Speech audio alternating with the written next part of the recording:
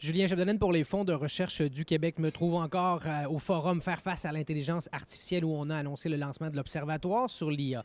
Et là, je me trouve avec Mylène Deschênes, la directrice des affaires éthiques et juridiques au Fonds de recherche du Québec. Mylène, tu as une table ronde, justement un panel cet après-midi où tu vas parler de ces enjeux-là avec des chercheurs notamment en matière de santé. Mais j'aimerais aborder un autre sujet par rapport à l'intelligence artificielle. J'aimerais savoir si, selon toi et ton expertise, ça change la donne pour faire de la recherche. Est-ce qu'on doit concevoir les équipes, les projets de recherche là, de manière différente maintenant?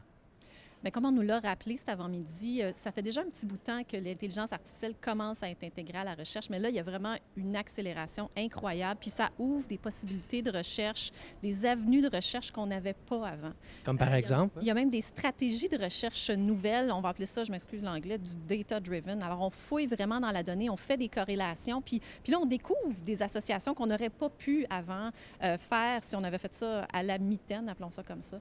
Donc, vraiment, c'est prometteur, je pense, pour les chercheurs. Puis il faut que les jeunes chercheurs s'intéressent à ces nouvelles avenues de recherche-là, puis s'adjoignent dans leurs équipes des gens qui ont cette expertise-là, qui ont une expertise en machine learning, qui ont une expertise en technologie comme telle. C'est extrêmement important parce que ça permet d'accélérer vraiment le savoir, d'accélérer l'acquisition de nouvelles connaissances. Donc, on parle depuis longtemps de la recherche intersectorielle, qu'il faut avoir des équipes qui sont multidisciplinaires. Plus que jamais, je pense que c'est une avenue intéressante pour nos équipes de recherche. Et selon toi, ça va toucher autant le domaine de l'histoire, le domaine de la santé communautaire que le domaine architectural. Donc, c'est ce que je comprends, là. Moi, je pense que tous les domaines de recherche sont interpellés par l'intelligence artificielle.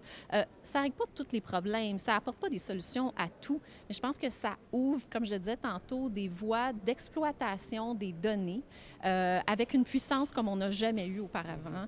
Et en ce sens-là, effectivement, que tu sois en sciences sociales, en sciences humaines, évidemment en sciences de la santé, c'est hyper intéressant et prometteur. Et là, lorsqu'on parle d'éthique, bien sûr, on parle de Mylène Deschênes. Est-ce que les fonds de recherche, l'intelligence artificielle et l'éthique, c'est quelque chose sur lequel on se penche actuellement? Oui, absolument.